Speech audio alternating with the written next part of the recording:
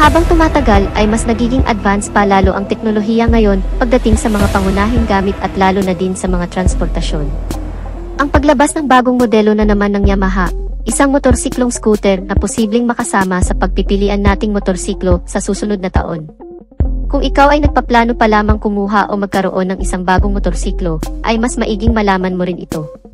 Ang bagong Yamaha X-Force 155, isang na-upgrade na features at specs sa motor na ito ang alamin natin at ano nga ba ang magiging advantage at disadvantage nito kasama ng kabuang presyo at siguradong isa rin ito sa magugustuhan ninyong mga kaibigan dahil sa maraming bagong features na meron na sa motorsiklong ito. Pero bago yan syempre, kung bago ka pa lamang po dito sa aking channel, baka naman kapatid kung pwede ay pakihit ang subscribe at notification bell icon para lagi kang updated sa ating motorcycle news and reviews. Huwag din kalimutan na mag-follow sa ating Facebook page.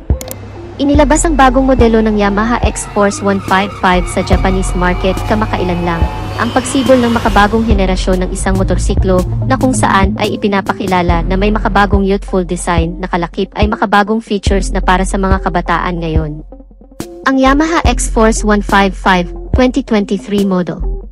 Ang pagkakaroon ng mga agresibong disenyo at estilo ng kanyang front face na may daytime running light na makikita sa center position at dagdagan pa yan ng naka-vertical signal lamps na sa ibaba naman nakalagay, sinamahan ng napakaangas na headlight at smooth type windscreen protector nito na mas nagpaangas palalo sa external design at overall features. At ang pagiging convenient naman ito ay hindi rin nawawala sa pagkakaroon naman ng flat footboard o gulay board na tinatawag. Unlike kasi sa ibang unit ng Yamaha, tulad na lamang ng Yamaha Aerox, Yamaha NMAX na may central spine na lagayan ng gasolina, so ang kagandahan naman ng motorsiklong ito ay magkakaroon ka pa ng space na pwedeng paglagyan ng mga gamit o bagay na hindi nakasya sa kanyang compartment storage, at samahan pa yan ng comfortable seats platform na may makapal na foam na parang nakaka-relax namang tingnan. At ang rear portion naman nito makikita ang compact LED na tail light nito na may pagka-modern looks na, at sa pamamagitan nito ay lumalabas ang pagiging premium at pagiging elegante ng motorsiklong ito. Naka-halogen bulb naman ang iba pang mga ilaw nito, kagaya ng sa headlight, daytime running light, position light at turn signal lights.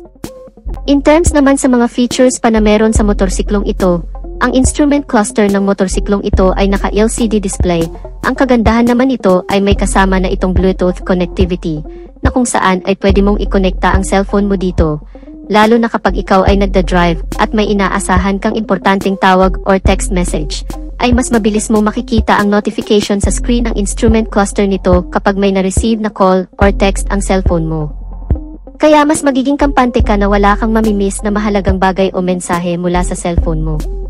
Meron rin itong Way Connect system ng Yamaha, ang sistemang ito na kung saan ay mamonitor mo ang maintenance recommendation mula sa motorsiklong ito at ibang aktibidad maging kanyang last parking location. Bago lang din ito na sistema ng Yamaha na kung saan nagagamit na rin sa ibang modelo nito. At bukod pa dyan ay may kasama na rin itong USB port charging system na po pwede na rin mag-charge ng cellphone habang ikaw ay nagda-drive. Karagdagang convenient din naman dahil kapag alam mong lowbat ka na ay hindi mo na kailangan pang mag-stop over sa mga charging station dahil makakapag-charge ka na rin dito mismo sa motorsiklo. At syempre kung napaka-convenient nito ay hindi naman nawawala ang pagiging safety naman ng motorsiklong ito. Dahil pagdating sa kanyang mga safety features ay siguradong mapabibilib ka rin. Ang pagkakaroon ng advantage sa safety features din kasi ang hinahanap ng marami, lalo na kung ikaw ay baguhan pa lamang sa pagmamaneho ng motorsiklo. Ang pagkakaroon nito ng naka-dual channel ABS sensor, ang isa rin sa ipinagmamalaki ng motorsiklong ito na kung saan ay mas magiging confident ka na rin kung mapatakbo mo man ng napakabilis at bigla mong napindot ang brake lever nito, ay safe na makakapag-brake nang hindi ka tumatalsik o ma-out of balance. At hindi lang yun, isa pang karagdagang sa safety features nito ay ang traction control system naman. Tama po kayo nang naririnig, ang motorsiklong ito ay equipped na din sa makabagong safety features na ito, na kung saan ay magagamit mo naman sa mga kurbadang kalsada, madudulas at matubig na lugar, o kaya naman sa malulubak, dahil sa pamamagitan nito ay may iwasan ang pagkadulas o pagkasemplang dahil binabalansin ito ang ikot ng dalawang gulong sa harap at sa likod. Kaya mas magiging panatag ka pa habang ikaw ay naglulong ride. At speaking sa long ride mga kaibigan, ay talagang mapapakinabangan mo rin dahil ang motorsiklong ito pagdating sa kanyang makina ay powered by 155 cubic centimeter na displacement capacity with single cylinder, naka 4-stroke with single overhead cam, at naka 4 valves na rin ang buong makina nito na mas tumatagal naman sa napakahabang biyahe, dahil ang cooling system nito ay naka liquid cool type na.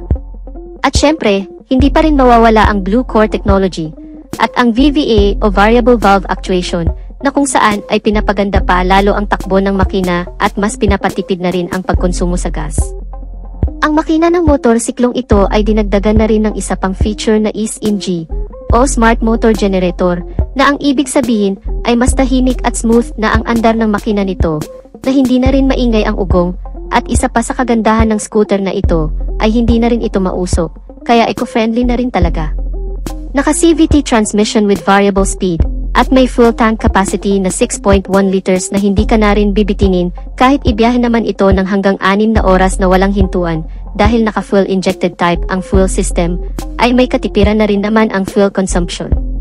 Naitala na umabot sa 40.9 km per liter, mas matipid ito kung tutuusin sa Yamaha NMAX, at mas malaki naman ang tangke sa Yamaha Aerox, kaya talagang panalo ang motorsiklong ito. Pagdating naman sa engine performance, dito din talaga natin masusukat ang lakas o ang power output level ng motorsiklong ito, sa pagkakaroon naman ng maximum power of 15 horsepower sa kada 8,000 revolution per minute. Habang ang maximum torque naman, ito ay 410 Nm sa kada 6,500 RPM, malakas-lakas na rin naman ang ganong klaseng arangkada ng makina, yun nga lang pagdating sa top speed o buong bilis na inilabas na ng motorsiklong ito.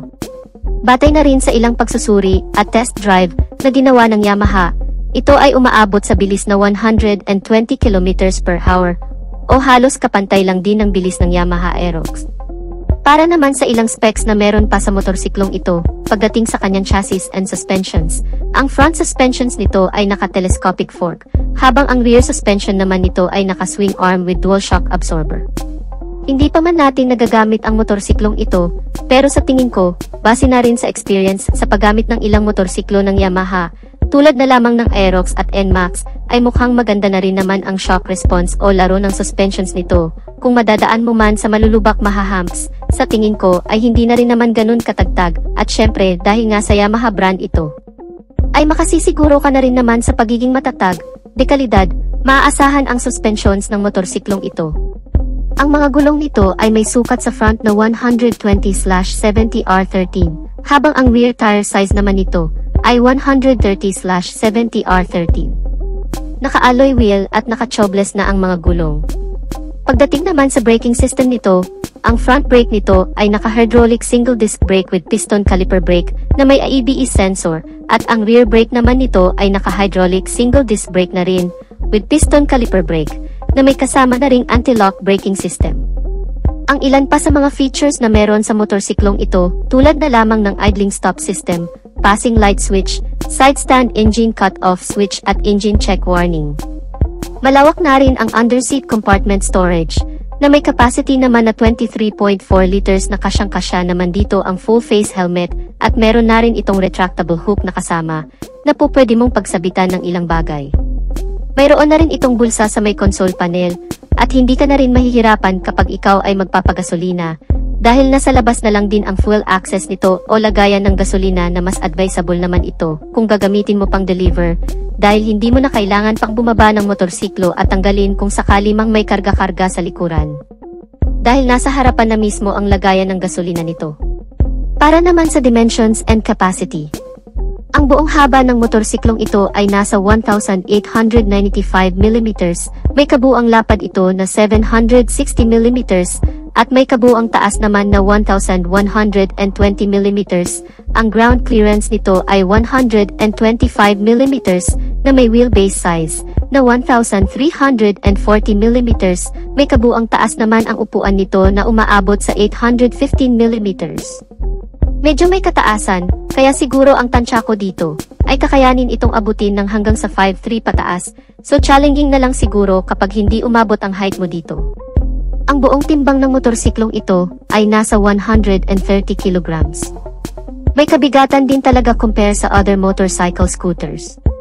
At kung ang presyo naman ang pagbabasehan ay mukhang alam ko na ang magiging reaksyon dito ng karamihan, dahil ang kabuang presyo nito sa ibang bansa ay nasa 2,930 US dollar, na kung i-convert naman natin sa Philippine peso, ito ay aabot ng hanggang sa 164,000 pesos.